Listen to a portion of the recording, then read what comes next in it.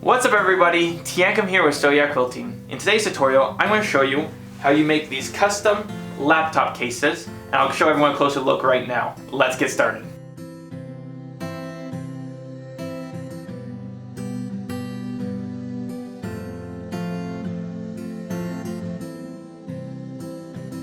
So as always, we're going to dive right on into the cutting instructions. As you can see in front of me, I've already gone ahead and pre-cut down some of my fabrics. Doesn't take very much fabric here, so let me show you. I've got my outer portion of my laptop case. This will also work for iPads or any other really electronic that's flat, just so everyone knows. But I've got my outer portion of my bag here and then my inner portion of my bag here. I'm just deciding to use a print and a solid in this case. And I've got 3 pieces of each one of them. 1, 2, 3. 1, 2, 3. These are all cut to 12 inches by 16 inches wide. Now, I understand that there's a lot of different sizes out there. Measure your device, add about 1 inch to 1.5 inches on all sides, and then that will be the size you'll be cutting out of your fabric. And we're going to leave instructions on how to measure your device down in the description below. But we've got these cut at 12 by 16. I've got one piece of fabric here that this is a 2-inch by width of fabric, folded in half and ironed. And I've got a 2.5 inch, again it's just folded in half and ironed. A 2.5 inch also used for binding here. But what we're going to do is we're going to pull these aside, move these this way, and we're going to start with our sewing. So what we're going to do is we're going to take 2 of our layers here. We're going to put them right sides together, and we're going to sew all the way down.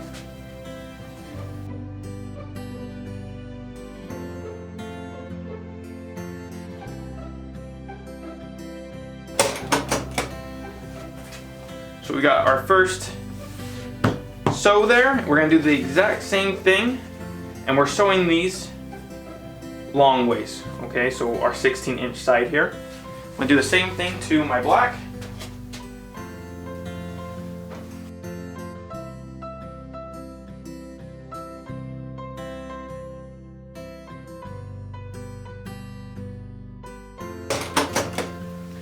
And we've got this piece sewn now. What I'm going to do is I'm going to move these both over, and I'm going to move these off, and I'm going to go into the next cutting instruction here. What I've got here is a foam interface. In this particular case I'm using Bolzol, and what I've done is I've cut this 16 inches wide by the width of my Bolzol, and then this piece right here is 12 by 16, which matches my other pieces over here. Now that I have this all cut, I'm going to slide this over and we're going to start making the cutouts for our laptop case. So we got this round curved, and we got the curved right here as well. It's a very, very easy thing to do, and I'm going to show you exactly how to do that next. We're going to start off with our pieces here. And what we're going to do is we're going to fold them in half long ways. And you don't have to do it to both pieces, just do it to one, whichever one is easiest for you to work with. In this case, I'm going to use my black. So I've got this folded in half. I'm going to flip it around, and you're going to want to make sure that our folded edge is away from you here. Now it's time to grab a rotary cutter, and I'm also going to grab a ruler here. So what I'm going to do is I'm going to lay this ruler down, and I'm laying it so I have 3 inches of fabric here to my right. Just gives me a really good reference point because I don't want to cut more than 3 inches away. Now, this is a little bit of freehand, it's not very hard to do, guys. What I'm going to do, and I'm using all the lines on my mat. I know on this particular mat, every 2 squares is 1 inch. And so what I'm going to do is I'm going to slowly cut up, just very, very gently cut up to my inch mark. And then I'm going to round all the way up to my 3-inch mark up here where my ruler is at. So everyone just bear with me here. So I'm going to go just like so. And again, just a little nick here, nothing too crazy. And then I'm going to change my direction, and I'm going to start curving upwards here.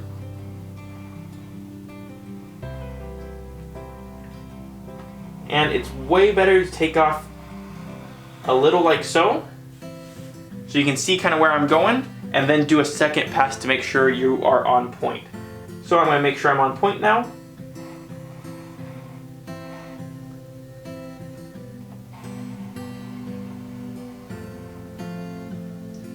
Just making sure I'm staying straight here. Take your time on this one. So I've got this nice curve going on here. Not very hard to do again, guys. Just make sure your first cut through, do a little bit less, that way you know where you're going if you like it, and then do your final cut. Which then, once I open it, it's going to be that rounded look like what we're going for. So, now that I have this done, I'm going to do the exact same thing to my other pieces over here. So I'm going to take my two small pieces, move them over here. I'm going to take my pieces that we sewn together now, and I'm going to iron these seams first of all, make sure everything's flat, and then we're going to repeat this process at a different angle to give us the look that we want. So again, I'm going to use my black piece here, move this one over, and we're going to fold it in half the long ways here. Just like so. And this time, instead of having our folded edge away from me, I'm going to have our folded edge towards me. And some people might be saying, why does that matter? It does, just to make sure we get our right angles here. Now, we're going to use the same method here. I'm going to slide this on down, line it up with my grid. Then I'm going to, instead of doing 3 inches, I'm going 4 inches. So I'm going to put this right down here on my 4-inch mark. Again, I'm only going to cut in about 1 inch and then start on my curve. So I'm going to cut in about 1 inch. And I'm going to start on my curve here. First pass, again, I want to just make sure I'm getting the right angle going. Looks good, so I'm going to obviously nick that off and make my final pass here.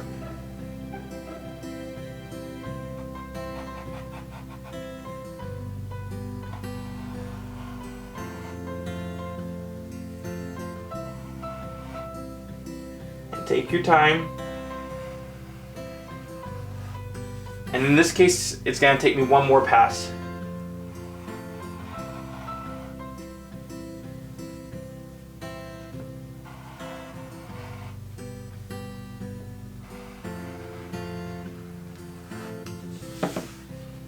Just like that.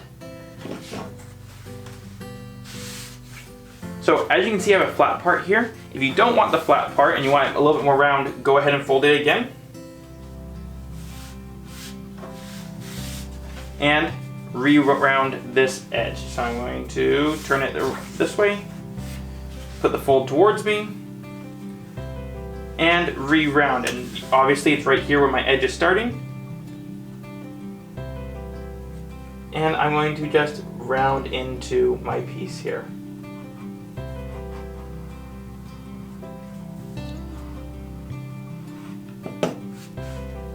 You round it right on in.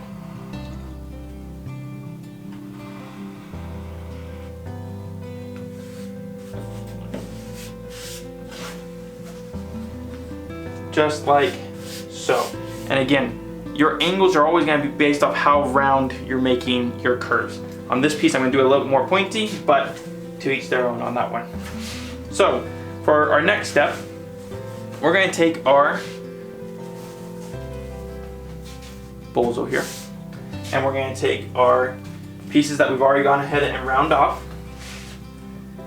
and I'm going to use, on this particular one, I've got my sticky side or my iron-on side. On this side, I'm going to iron this on, which just locks everything in place, makes it so it's not slipping around on me.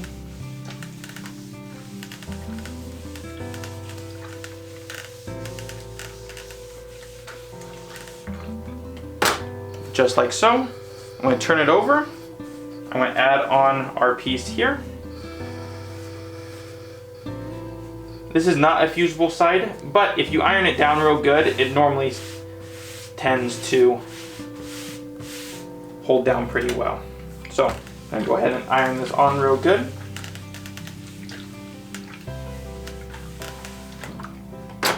Now what I'm going to do is grab a pair of scissors and I'm going to cut out the foam and also cut out the backing. So I'm going to take my scissors here, and this is where you can, if you have any like little points on your fabric, you can just round them off right here. Makes it pretty easy.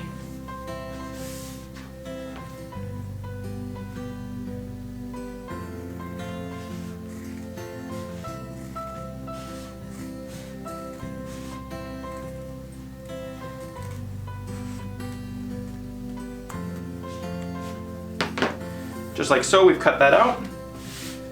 We're gonna move this aside, and we're gonna do the exact same step to our bigger piece here. Roll this out. Grab my piece, lay it down. And yes, it's gonna be a little bit long since I just did this width of my bozal.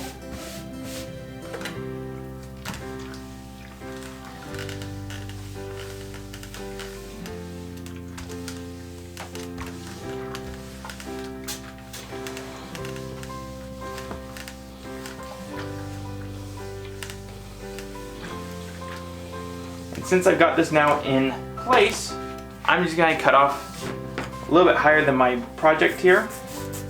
That way I don't have to fight with it. Move that aside.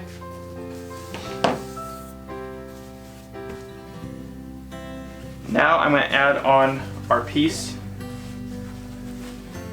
like so. And we're gonna repeat again the same steps. We're going to just take this and we're gonna iron it real flat. And then we'll cut off this portion here.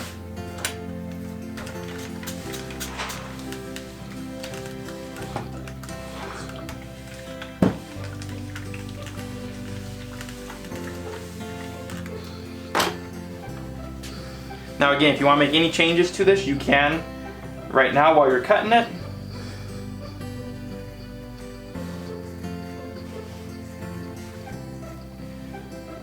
And what I'm going to do here is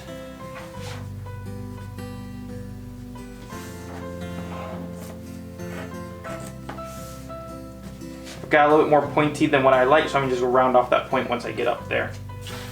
Turn it this way.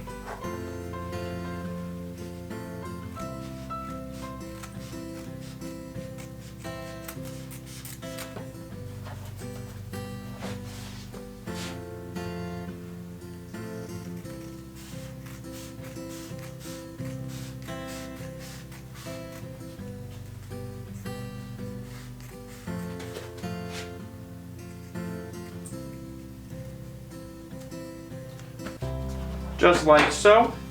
Now we've got our outer portion of this bag all set up. Now it's time to start layering them and also adding our snaps. So what I like to do is I'm going to add these together, and we can see it starting to come together here. Add these together like so. And if you have something that you're fussy cutting, this is the time to make sure you're lining up your fussy cuts with each other. That way you like how they look. Make sure everything is lining up how you would like. There's a zillion different ways that you can add a snap, and there's a zillion snaps out there. I've got two different ones here. I'll show them in the top camera. These are after on snaps. You sew them on after your project. This right here is a sew on snap. There's the ones that you stick in and you poke holes and you open up the flaps. There's a lot of different ways to do that. Right now is the time that you add on your snaps, okay? If you have the ones that you are putting into your bag, which I do in this case, I have the ones I'm putting into my bag. And what I'm going to do is, when I lay this down, I want to make sure everything closes up how I like it. Obviously that's the wrong direction. I'm glad I caught that. This is a nice trial and error right there. That way my body of my bag and everything lines up straight. Now, I'm going to lay this all down, make sure I get a nice crease in there. And then I'm going to lift it up about a half of an inch more because we have to account for the actual item going into the bag. Now, next, what we're going to do, this is what I like to do. I'm going to grab 2 pins here, and I'm going to pin exactly where I want my snap to go. Obviously, I want to get as close as I can to the center, and about an inch up. I'm going to stick this right through here, push my pin all the way down, and there's a little head of the pin there. I'm going to repeat this exact same process going the other direction. Now before anyone asks, give me 1 second to show you why. Just like so. Right, I've got a pin there, I've got a pin on the other side. Now I'm going to take this and open it, and it's going to pull out the pins and show me exactly where I need to place my snaps. Little trick for you there. Now with all snaps, make sure if you have snaps that are loose, which sides are magnetized and which sides aren't, or else that becomes a little issue there. So I'm going to take this, I'm going to slide this into my project underneath my fabric, pull out my pin a little bit here, and this is my sticky side, so I want to just open it up and get it all the way in here. Now I'm putting it at the very, very bottom of this pin, just like so, and then I'm going to pull out my pin from the bottom. So I've got that right there, and I'm going to put a pin right here just so I know where it's at. Now we're going to repeat the exact same process on this side, and again I like to double check to make sure I've got my magnetized sides where I need them to be. So same thing, I'm going to slide this up underneath here.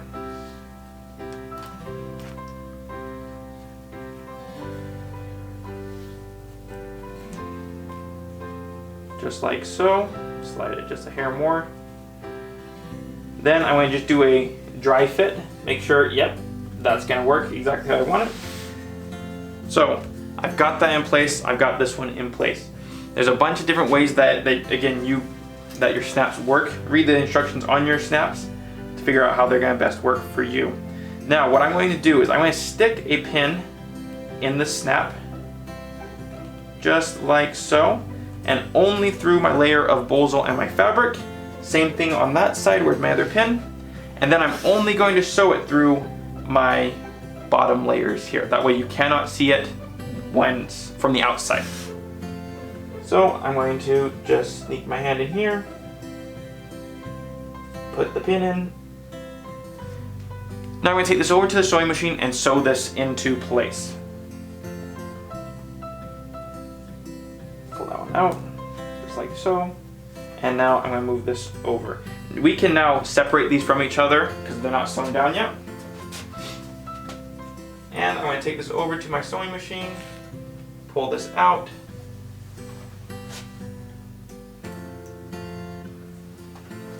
And I'm going to hand walk this around my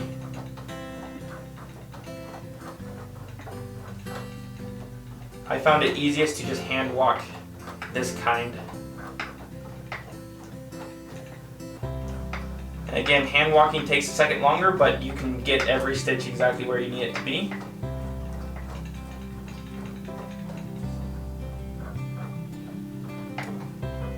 Now I'm going to go around a couple more stitches.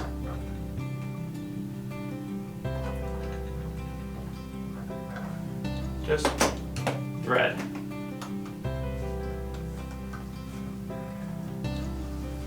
Did not cut that side.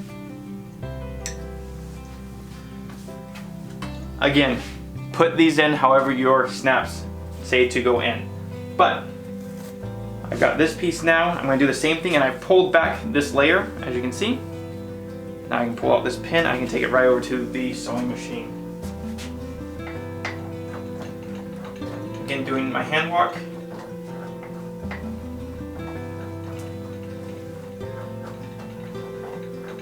That way, this snap is only going to be visible on the inside.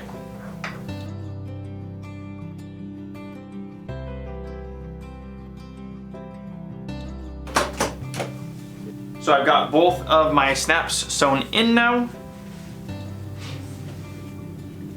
I'm going to layer these back together, just like so.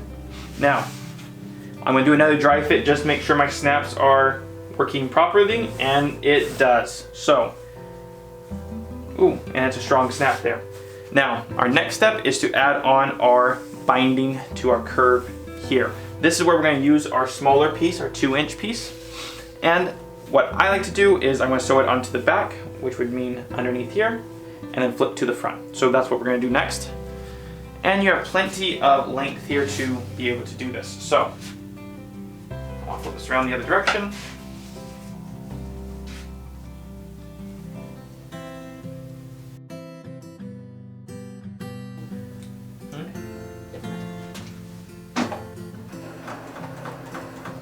My back stitch here.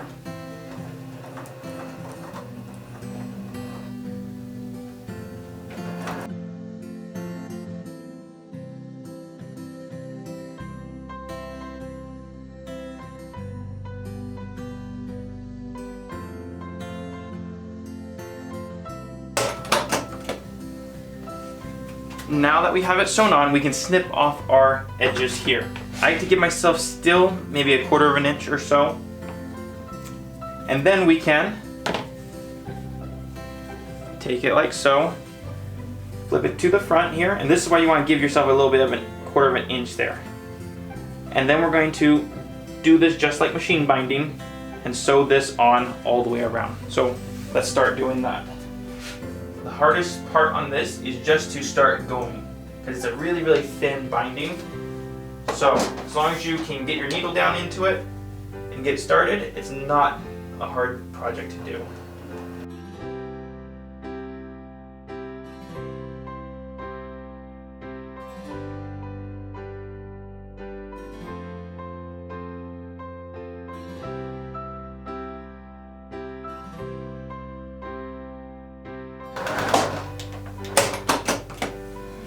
So now that we have this on, we're going to lay it right like this onto my project, line up my edges, and it's time to tack this on. It's just a tack because we still have to put our binding on after this. So what I'm going to do is I'm going to just sew down the edge here and close up my bottom. Just using a simple 1/4 inch seam. And then from here we'll do all of our trim ups, and then we'll put on our binding and this project will be done. So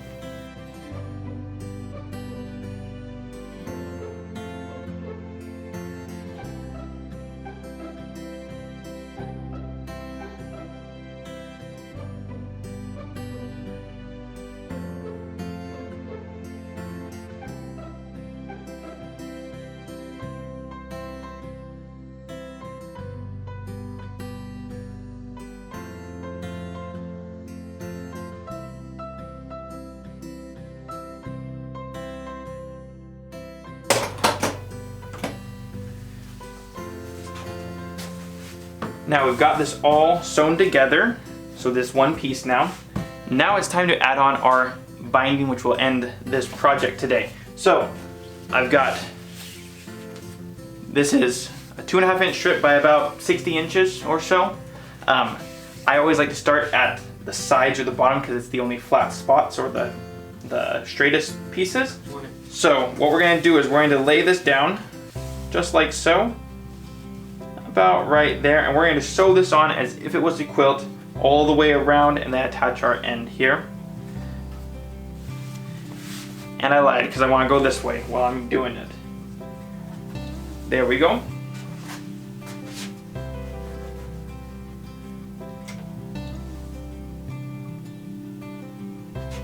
With our 1/2 inch seams. Now, if you have any parts of your bag that's not lining up quite right or a little sticking out on one of your edges, go ahead and cut that off right now. That way your bag stays really straight. In this case, I've got a pretty straight bag.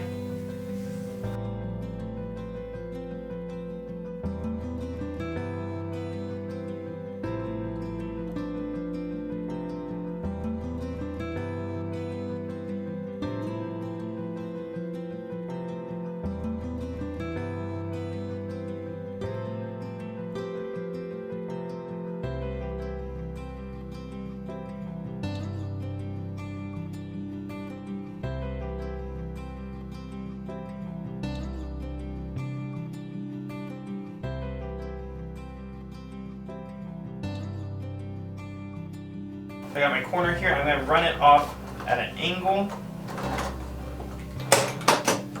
That way way I can take it off my sewing machine and make that miter edge.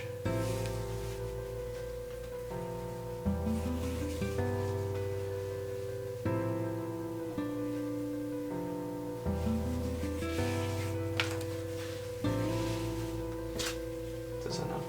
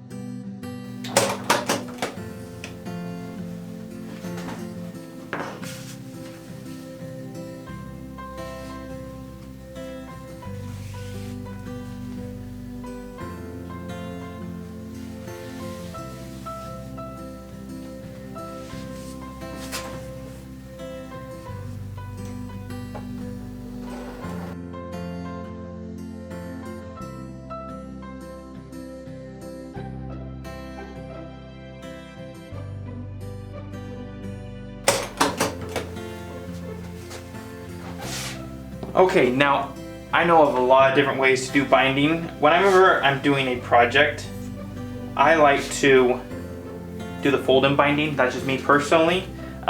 So I'm going to show everyone how to do that here in just a second once I get this miter edge in. But essentially what the fold-in binding is you put it right into your end row or your end seam. So I'll show everyone that here.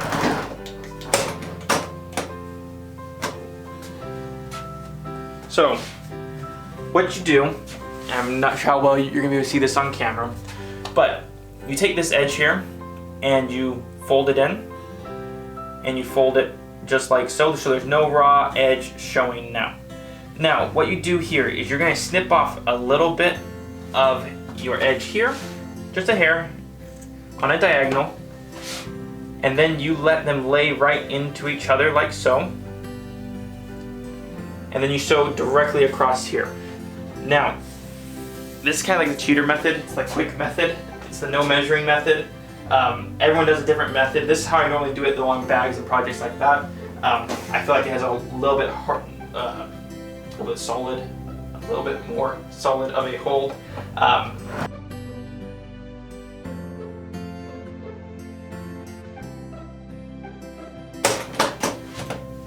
So we've got it sewn onto the inside of the bag. Now we're going to flip it all the way out and finish this off by sewing it onto the outer portion of the bag.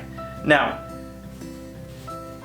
we're going to pull this all out, pull it all out, pull it out. But what I'm going to do is where I kind of mash those two ends together here at the bottom, I'm going to start right there and sew that down first off, which then gives it a really, really strong hold. I've never had a problem with it with the bags that I've done in the past. But I'm sure there's going to be some people on here that says, no, you have to do it this way or you have to do it that way. I believe though it's a little relative to the person. But I'm going to just tack that on right now.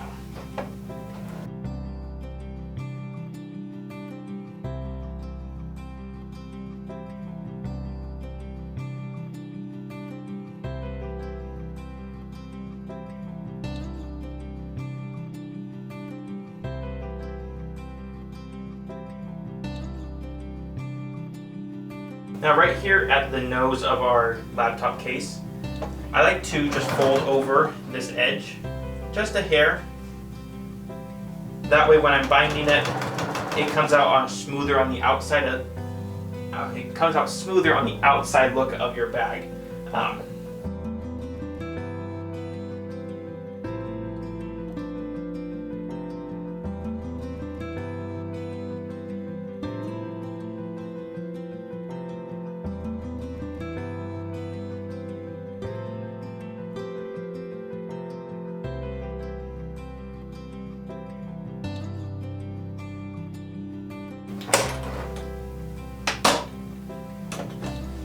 And just like that, our laptop case is done. And my magnet should line up just right, and just like so. This is a super fun project to make, and it's a very usable project. And what I really like is that you can take prints like the ones you see here that are kind of statement pieces or conversational pieces, and it just gives you this whole new custom look to your laptop case. And as always, if you've liked this video, hit the like button, subscribe to our channel, and don't be afraid to share it with your friends. We're going to leave instructions on how to make these laptop cases down in the description below. My name's Teancum, teaching you how to sew like a pro. We'll see you here next week at Sew Yeah Quilting.